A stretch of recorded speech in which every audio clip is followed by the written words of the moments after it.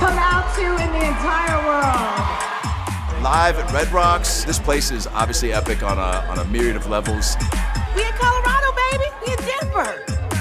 We come to Denver and make genuine connections, new partners, new agents, new managers, excellent representation, and people you can work with for the rest of your career. I think it's so important for creators to get together because that's the future of our business.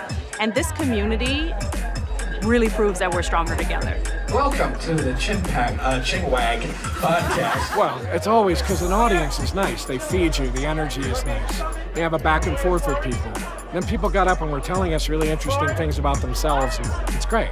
Everything good that has ever happened in my entire career has somehow, in one way, shape, or another, come from SeriesFest. Do it again, okay? It's take two. Listen, let's do it. Yeah, let's do it right. Richard asked me what's showing tonight.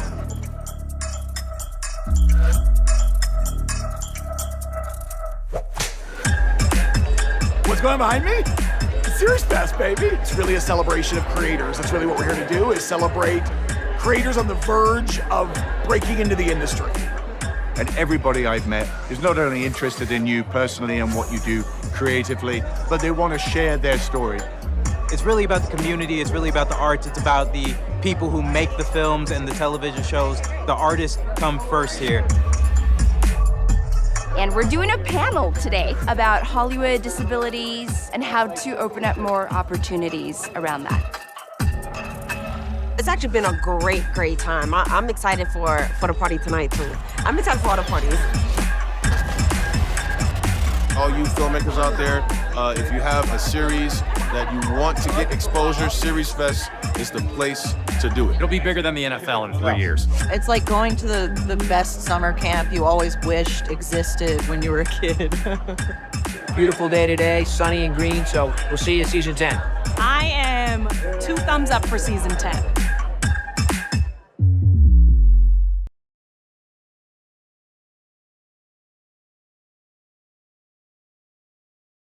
First of all, special thanks to the Consulate General of Canada and Visit Denver for today's program. Huge thank you for bringing this here. I'm going to bring up our panel for a Q&A. To start with our moderator, Jennifer Loren from the Cherokee Nation Film Office. The writer, director, producer, and true visionary behind this work, Marie Clements. Over here.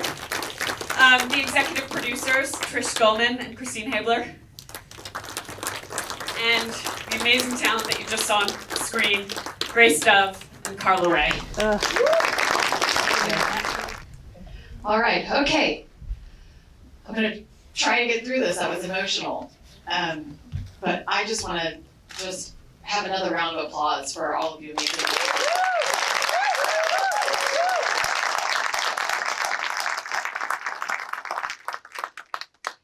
So I'll go ahead and if I introduce you, I'll just say your name, and if you all want to tell us what your role was.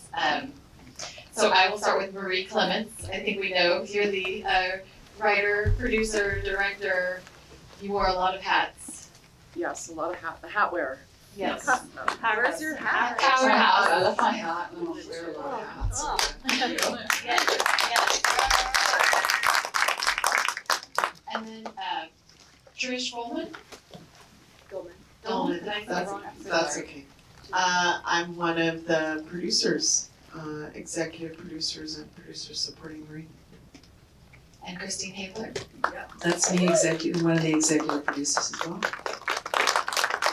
Carla-Rae. I play older Aline. And great stuff. Yes. So, yes, go ahead, give them another round of applause. I want to quickly talk about what we just saw as far as, that was 2 episodes of a series, but there was also a feature, right? So would someone like to talk about kind of the difference in what we saw in the feature to get us started?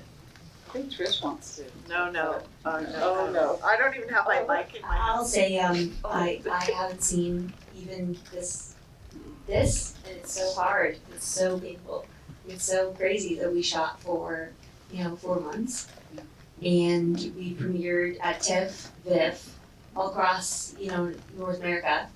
I haven't seen this footage, so it's like so painful to watch, like my work, I'm like, oh my gosh, it's so painful to see, because I knew we did so much, I felt like we had so much to offer, and then to see it for the first time, it's so painful. That's why I'm emotional, because I haven't seen it before.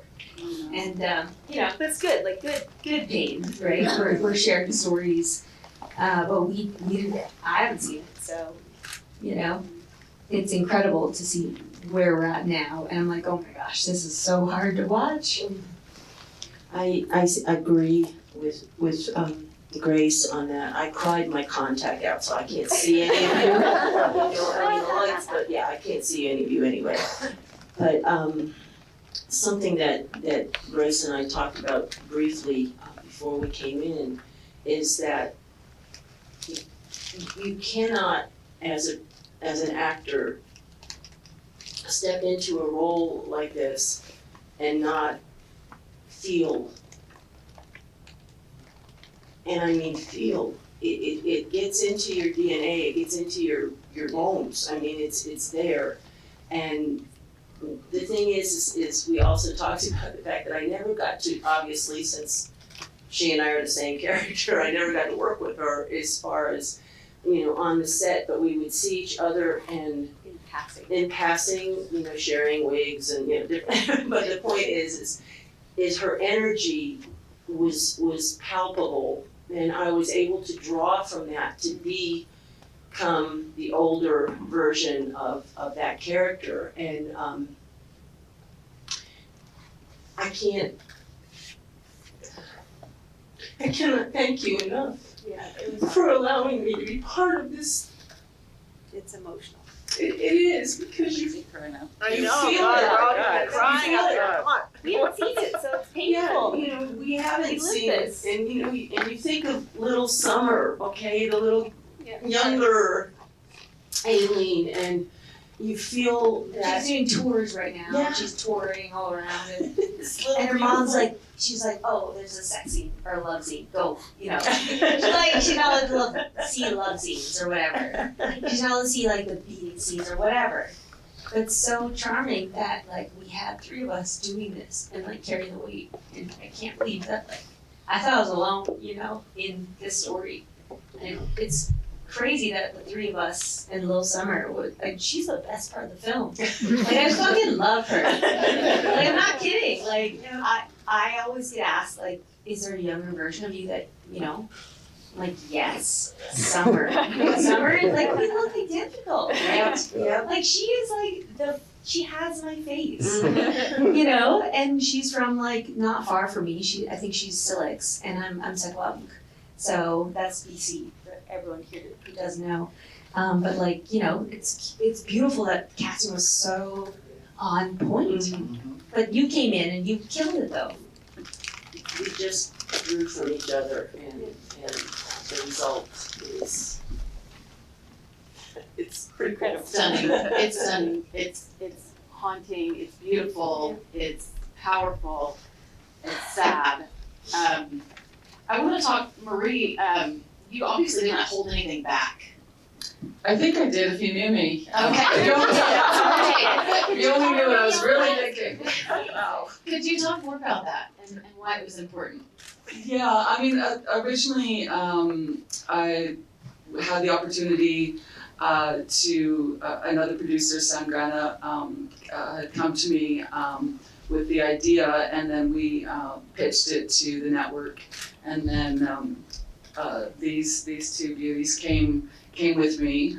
But originally it was a 4-part miniseries, and then we pitched for another episode, so it was a 5-part miniseries, and then we were trying to break the financing on the miniseries, and had the opportunity or discussion around what if it was a feature and a 5-part miniseries. So that's how it kind of came about. But it's a very unique opportunity, probably one I feel I was born to tell, or that I feel that I've been waiting to tell all my life. And I think there's a lot of filmmakers and a lot of Indigenous artists that really wanted to express how the residential school experience worked in our families in a multi-generational way. So even though, this is Aline's story, this is one story, we can start to see how that dominoed from her parents to her life, to her life with her husband, to her kids, to her granddaughter, which you'll see in the as the series rolls out. But yeah. When you say this is a story you feel you were born to tell, could you talk more about the inception of this? Where did this story come from? And yeah. Yeah, I mean, I think like a lot of us, although I was able to tell it and kind of honored to have that just that window and door to be able to do so. I mean, we're really drawing from our families, drawing from my mother's experience, from my auntie and uncle's experience. And, we had so many actors, amazing actors on this production. And as you can see, 2 of them are right here. But I mean, we're really drawing from our families. And I think, I'm not sure what the count on the whole production was, but every single Indigenous person on camera and in the crew had family that went to residential school. So in many ways, I think we shared the responsibility. When I read it, I was like, this is my dream role. It's everything I want to do. It's my purpose. This series and this movie is so incredible. And these women are so, thank you, honestly. Like, this is my dream role. We killed it. Absolutely. It's so hard too. It's good. That's movement. I think with you saying it's your dream role, I mean, I think we probably all understand why it's important to tell the story, but is there anything that you're really hoping that you can put into words, all of you, what you're hoping that the world gains from watching the series or the film? Well, I think for me, there's lots of people that will read history or approach Indigenous people, Native American people, and say, well, get over it, it was a long time ago. For us, it's still playing out in our families. It's still running through our cells and our blood. And so, as you can see, with trauma in this magnitude, that it still informs our families in so many ways. So it was really important to be able to look at it in that way. That's a very alive thing in our present day. I've been touched by all of it, but the 2 poignant parts for me is the residential school. In my family, it was my 2 oldest paternal aunts that were taken to residential school. And my father fought in World War II, and he was part of the fleet that landed on Omaha Beach. And I think of the pain that we saw in our soldier. I saw it in my father a lot. And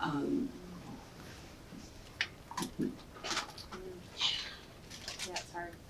It really is hard. Right. It's we are all probably just a couple of degrees away in DNA, but we don't acknowledge each other as one. And, the line in the movie, you're an Indian, I don't owe you anything. There's so many cultures that deal with that. And dream role, yeah. If this is the last thing I do as a performer, I am so grateful. Thank you for including me. Same. It's a good question. What do you want people to feel or come away with? But for me personally, compassion, understanding, change, I would say. And there's a lot still to be learned as non-Indigenous producers, creators, people working in film and television, on how to respectfully work with Indigenous writers, directors. We're not the creator? We're not the creators. No.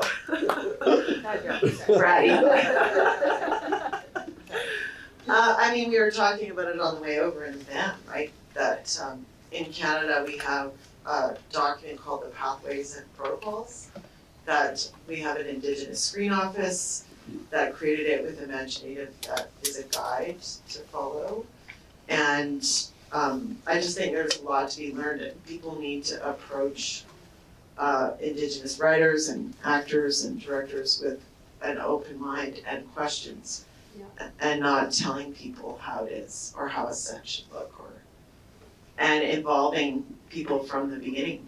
Yes. So in Canada, we don't make Indigenous stories unless they're written and directed by Indigenous folks. And we, Christine and I are here because we learned that the hard way, working on a project before this conversation had evolved, and we got shit kicked for it, but we learned a lot, and we're here and really committed to allyship. And amazing allies. That's what everyone needs to do, I would say. That matters. I have nothing to add. She is like, I'm tired. You can say something, Christine. I want to come back to what you were talking about as far as that document. But before I do that, I wanted to talk about a couple of artistic choices in the film that really, I thought, flipping back and forth between time from the then present and the past. It seemed like you did that so skillfully, and like to hear, you used sound design a lot in making those. Can you talk a little bit about that process and how you came to use that as a tool?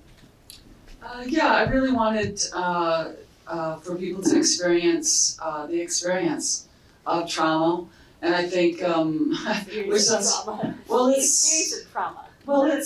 it's a real thing, like I think we look at stories as being linear all the time because we like that. I guess we love that.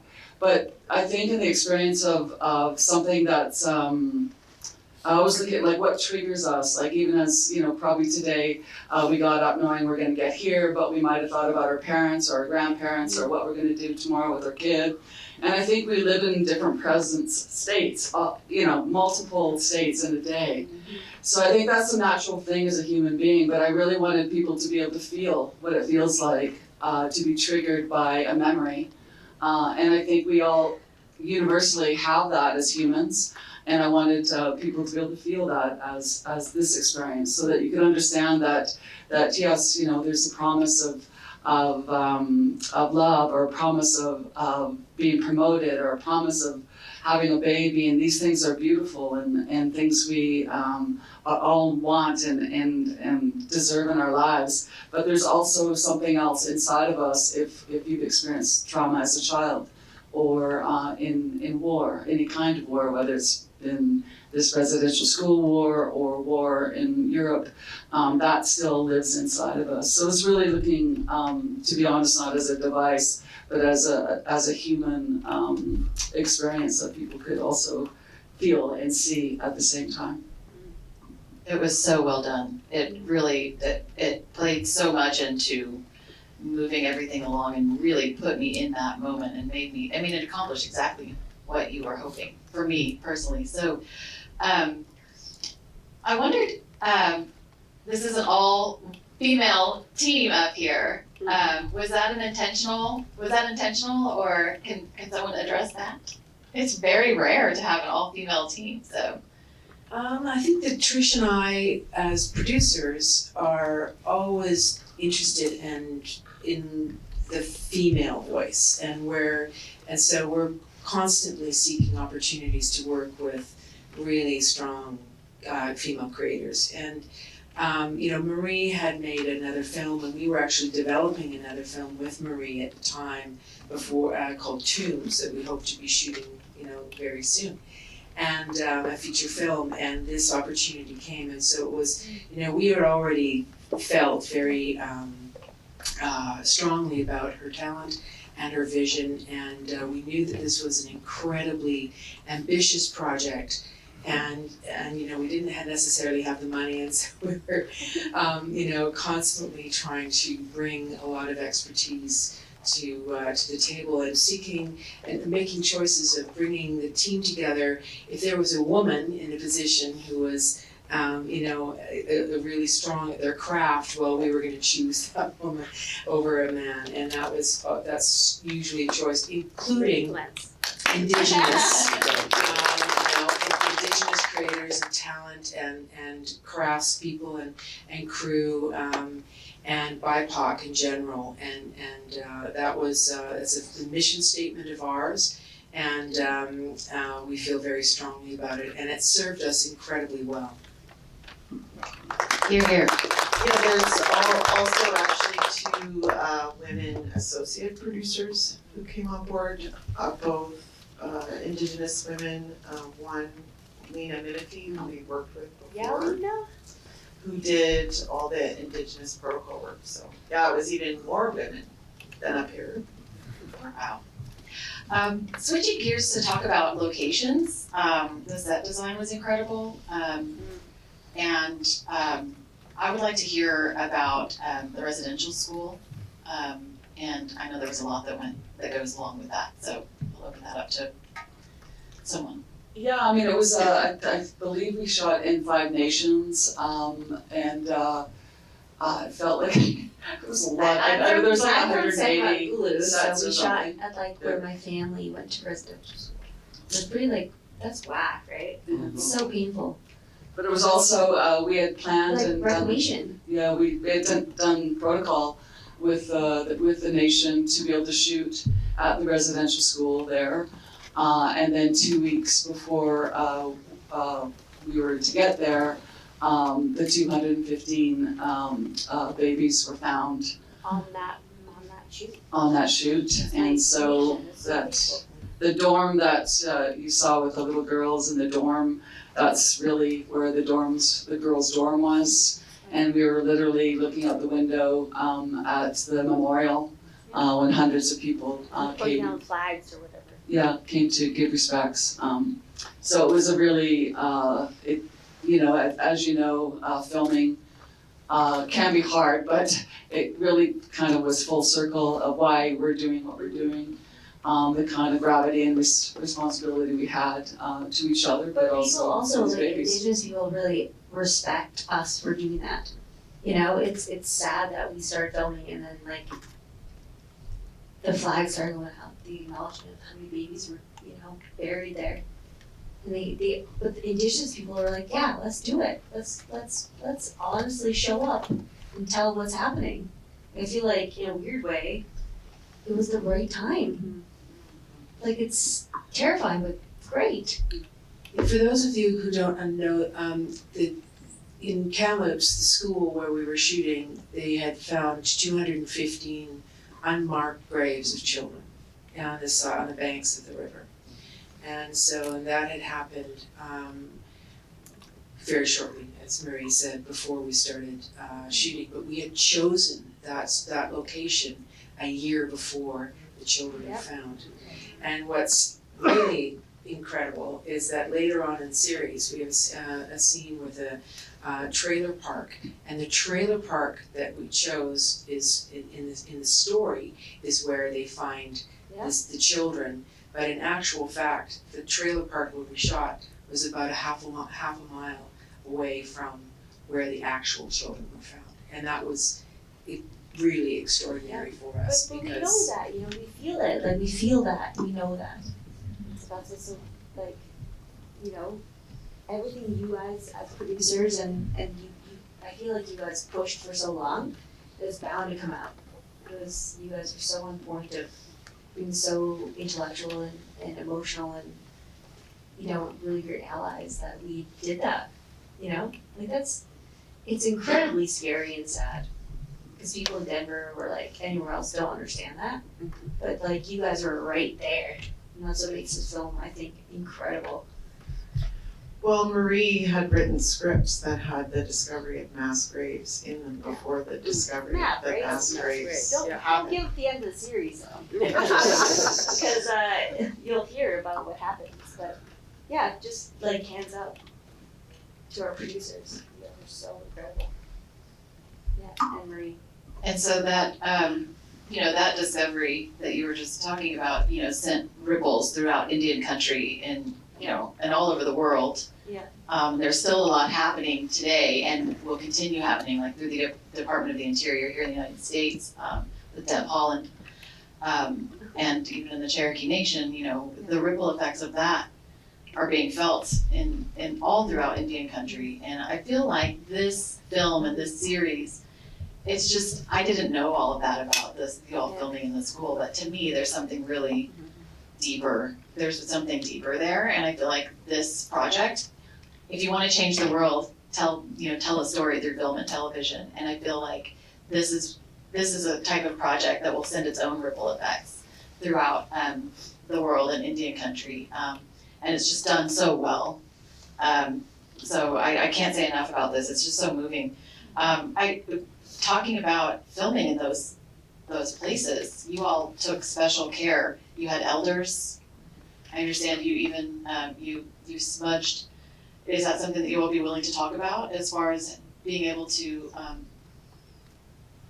take care? But when you're filming in a place like this, I don't think that's a. Yeah, I think we for all all knew the cast and crew. Yeah. Much every day. We all knew it was important to have support. I mean, obviously, as a team, as a producing team, we talked about it a lot with the associate producers around protocols. That was the beginning of it. But I think also to be able to have cultural keepers from every nation on set, so that every frame of the miniseries and feature, we had a cultural keeper. We had a smudge truck where people could actually go. It was a truck. It was like a. It was a tent truck. No, it was a 10-foot like. Yeah, we had both a truck in time zone location and a tent. We did really good. Yeah. But people could go. Our cultural experience is so important to us. But people could go after after their scenes and talk. Or smudge, and I think in the process even so many non-Indigenous people also went because it was really hard on their hearts also. So I think that's and if really there's great. filmmakers here too, it's like we're so good at this, us, but like I think non-Indigenous folks should understand that like smudging and like having those cultural vehicles is so important to us, That makes us feel safer if you can like smudge. You have to be religious, it's not about that. But just like create space for these stories that are so hard for us. Like we did that, and then you saw like an entire group of 300 people. They're all, smudging But like also every day. like in the miniseries and film, you're looking at 5 generations of Indigenous performers. And so some of us that are older were there for the younger generations. It kind of just filtered down. Well, you were there for Summer and Sierra, so I think they took. Well, you are younger generation. Come on, aren't you? I feel so good if you aren't. That's great. I'll keep it. But I think, it was beautiful to watch in that way because it was really looking at our family of performers coming together to kind of go, we're going to do this together and we're going to support each other. And I think that was kind of something we were able to build in a unique way. That's one of the reasons I wanted to ask the question, because I think there's so much to learn here in the United States specifically. That's, pretty unheard of, and I feel like it should be, it should be protocol. It should be, that respect should be there. And so I love to hear all of these, and I'm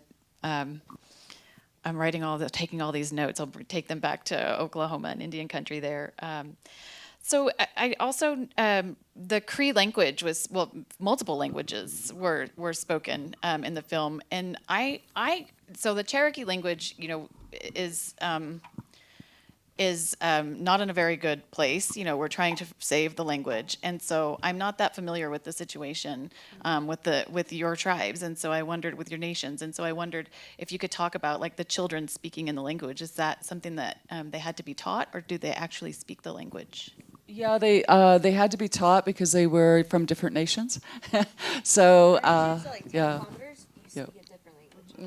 Like so far from each other. Yeah, so they did. We had that was part of the culture. Keepers and translators would work with them every day on set before we shot, maybe a few months before, but also obviously before they got to set. During each scene, they were also there with us so that we would get every pronunciation right. And anybody that's they're looking at me really evilly now because anybody that's had to learn another language, you also feel the responsibility. Yes. Of that language to do it, amazingly well because there's something about, I think there's something sacred about language and the idea that it ignites a point of view that is different than maybe our own. Yeah, I would add something about that as a producer that I think is a takeaway, which is the first time I ever worked with Graham Greene, he told me that as an Indigenous performer, it's really common to like the night before you shoot get sent 10 pages of a script in another language that you're expected to learn by the next day. So one thing that I would encourage everyone to do is really think about that and put yourself in a performer's shoes and how much lead time can you give people, and can you give them recorded translations and rehearsal time and one word's hard enough. And someone to work with and either work with actively and have someone on set or have someone that they can call and rehearse that language with, because that's, I don't know if you guys agree, but all too common that you're just hucked these these pages. Although Carla-Rae. Oh yeah, we did it to Carla-Rae. Did it to Carla-Rae. There's a story there. Let's hear it. Let's hear it. 2 pages of Cree, and she had never spoken it before. 2 days before we started shooting, so. But we can tell the backstory of that. We could maybe. I have to tell the backstory. I had just moved to a new home to us outside of Santa Fe, New Mexico. And we were having contractors and everybody in trying to get things done. And my agent called me and said, I'm going to send you some dialogue that needs to be ready for an audition tomorrow. And I was like, okay. Well, she sends it to me, and it's all Cree. And what's your language, though? Right now, it's like so far. I'm like, okay. And then she said, and I'm going to send you, the translation or someone speaking the translation, and they'll call you tomorrow to do, this audition. So I get everything, and I'm looking at it, and I'm like, I'm listening, and then I get a phone call 30 minutes later that said, no, they're going to call you at 2:00 this afternoon. This was at 11 o'clock in the morning. I'm like, what? So I'm telling the contractors that they have to leave because I have to work. And they're looking at me like, what? I'm like, just go outside. Just find something to do. And so I'm walking around the house, and they're telling me which lines they wanted me to do. And I'm like, no, that one's got 5 lines. No, I'm going to do that one. And that wasn't what they wanted me to do, but it had 2 lines. And I figured I could get that in 2 hours. So I did, apparently, and I figured I'd get, a couple of days, and 30 minutes later, they want you. And I'm like, oh, okay, so when do I need to be ready? And this was a Wednesday afternoon, and they said, you need to fly out on Friday, and you're going to be working on that scene on Sunday. And I'm like, whoa. Now, I do have to back up 10 years from that point. Oh, no, yes, I do. No. Yes, I do. I met Marie in Los Angeles at Native Voices at the Autry, and she had brought her play, Tombs of the Vanishing Indian, and I got to play one of the roles, the spirit woman, and we're working on this for the play, the play series. It was a play festival, and she comes to me literally 2 days before this play is supposed to come up, and she says, Carla-Rae, do you think you could do your lines in Tongva? I was like, sure. Do you have a translator? And she pulls Virginia Carmelo. She said, absolutely, here's one. So I spent 2 days with Virginia, who kept telling me the whole front row is going to be the delegation of Tongva, right? So there was no pressure, no pressure. So when I got to the set and they had done my hair and makeup to look the older Aline, I get to see Marie, and she looks at me. The first thing she says is, "It's not been that long since I've seen you," because I had all that stuff on my face and And I said, "Yeah, and you did the same thing to me this time as you did the first time." And she Once goes, you "Oh, said yeah, I that- did, didn't I?" So that's She knows you a can. story about learning the language and trying to be prepared. But you do feel an obligation and to the whole. Well, no, to the premise of getting the dialogue correct. And I will tell you one more thing about this. So I'm there on Friday night, right? I got to the hotel late Friday night, and Gail Maurice, who plays my daughter in the older version, she is Cree. So she comes the night before I'm supposed to do this and starts drumming me with all of these lines, and she's recording them on my phone so that I could listen to them. And she's going through, no, don't say it that way. Say it like this. So I'm going back and forth, and she's like, just don't listen to me. I'm like, well, how am I supposed to learn? So that was an experience. Oh, wow. And then they did allow me to write out everything phonetically on cue cards so that I could Nice. have them there. But that was the process for me. It's very And- difficult. Yes, you did a great job. Yes. help us out here.